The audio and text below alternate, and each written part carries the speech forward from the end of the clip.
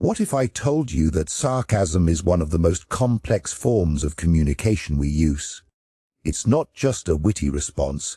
It's a linguistic puzzle that impacts our brains in fascinating ways. Today, we're diving into the science of sarcasm and unraveling how it affects your brain. Let's start with a simple question. Have you ever said something sarcastic and noticed the confused look on someone's face? That's not just a social faux pas. It's a glimpse into the intricate workings of human communication. Sarcasm requires a unique combination of cognitive abilities. Understanding sarcasm means recognizing the difference between literal meaning and intended meaning, and that takes some serious brain power. So, why does sarcasm matter? It's more than just humor, it's a social tool. According to Dr. Steven Pinker, a renowned cognitive psychologist, sarcasm is the highest form of intelligence. When you use sarcasm, you're not just making a joke, you're engaging in higher-level thinking. You're analyzing the context, reading the room, and adjusting your words accordingly. This ability to navigate complex social cues is crucial in our daily interactions. Imagine this. You walk into a room where your friend is wearing a ridiculously oversized hat. You say, "Wow, great choice! That hat really brings out your eyes." The immediate laughter that follows isn't just about the joke. It's about shared understanding. Your friend knows you're being sarcastic, and this moment strengthens your bond. You're both in on the joke, which reinforces social ties. Now, let's explore how sarcasm works in the brain. When we hear something sarcastic, our brain engages different regions than when we hear straightforward statements. Research shows that the right hemisphere plays a significant role in processing sarcasm. This part of the brain is associated with understanding context and emotion. In fact, studies by Dr. David P. J.G. Smiley indicate that when people respond to sarcasm, they activate areas linked to emotional understanding and social cognition. Why does this matter? It highlights how our brains are wired for social interaction. Sarcasm taps into our ability to empathize and comprehend others' emotions. It's a unique linguistic dance that requires not just intelligence but emotional awareness as well. But what happens if someone doesn't get the sarcasm? Picture a scenario where you deliver a perfectly timed sarcastic comment, and instead of laughter, you get a blank stare.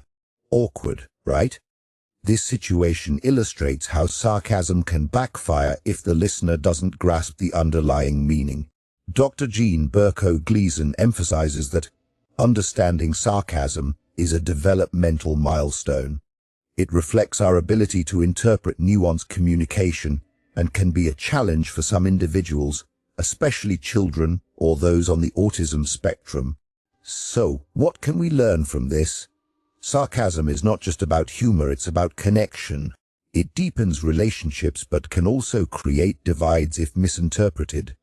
The next time you decide to be sarcastic, consider your audience. Are they likely to get the joke? Understanding this can make you a more effective communicator. Let's shift. If you're enjoying this, consider liking the video and subscribing for more insights. Gears for a moment and consider sarcasm in everyday life. Have you ever used sarcasm in a professional setting? Imagine saying to your colleague, "Oh sure, let's all just drop everything because you think this is urgent." While it might lighten the mood momentarily, it can also create tension. The workplace demands clarity, and sarcasm can muddy the waters. But when used appropriately, it can foster camaraderie among team members. In fact, studies show that workplaces with a healthy dose of humor, including sarcasm, can enhance creativity and collaboration. A study published in the Journal of Business Research found that humor can lower stress levels and increase overall job satisfaction.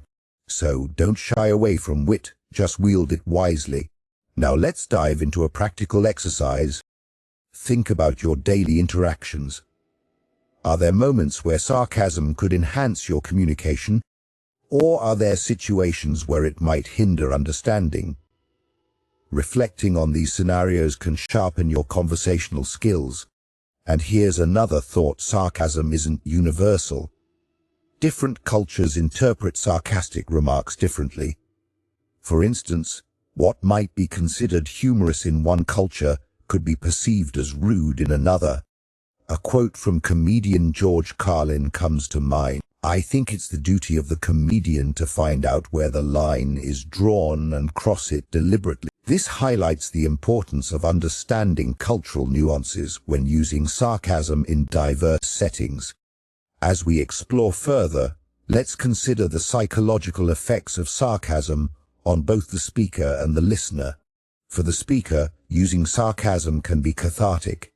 It allows you to express frustration or dissatisfaction humorously rather than angrily. On the other hand, for listeners, sarcastic comments can invoke feelings ranging from amusement to confusion or even resentment, depending on context and delivery. This duality raises an important question: is sarcastic communication more damaging than beneficial? Some researchers argue that excessive sarcasm can lead to misunderstandings and reduced trust in relationships. After all, if someone constantly speaks sarcastically, their genuine emotions may become obscured. So how do we find balance? Recognizing when to deploy sarcasm and when to communicate straightforwardly is key. A quote by Oscar Wilde resonates here: "Sarcasm is the lowest form of wit, but the highest form of intelligence."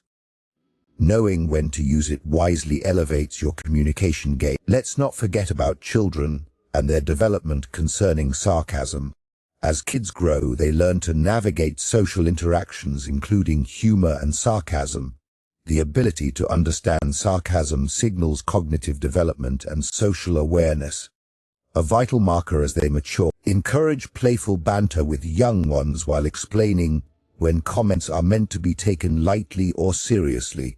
As we approach the end of our exploration into sarcasm, let's reflect on its broader implications. Sarcasm isn't merely a linguistic tool. It shapes relationships and influences emotional intelligence.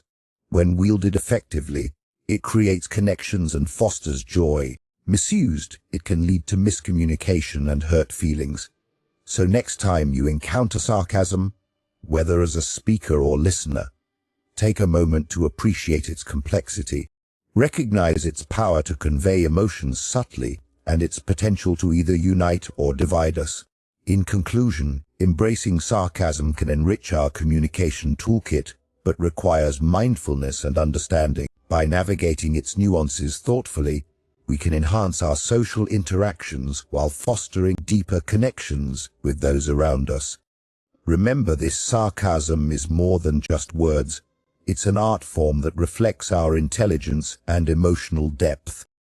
Use it wisely, and you'll find that humor can be one of the most powerful connectors in human relationships. After all, as Victor Borge once said, laughter is the shortest distance between two people. So go ahead, make someone smile with your next sarcastic quip. As we wrap up our exploration of sarcasm and its intriguing impact on our brains, take a moment to consider how often you encounter this clever form of communication in your daily life. Whether it's a witty comment from a friend or a playful jab in a conversation, think about how these moments shape your interactions and perceptions. Next time you hear a sarcastic remark, allow yourself to appreciate the layers of meaning behind it. Who knows, it might just spark a deeper connection with the person delivering it. So go ahead, embrace the irony, and let your brain revel in the delightful complexity of language. What's your favorite sarcastic quote? Share it in the comments below!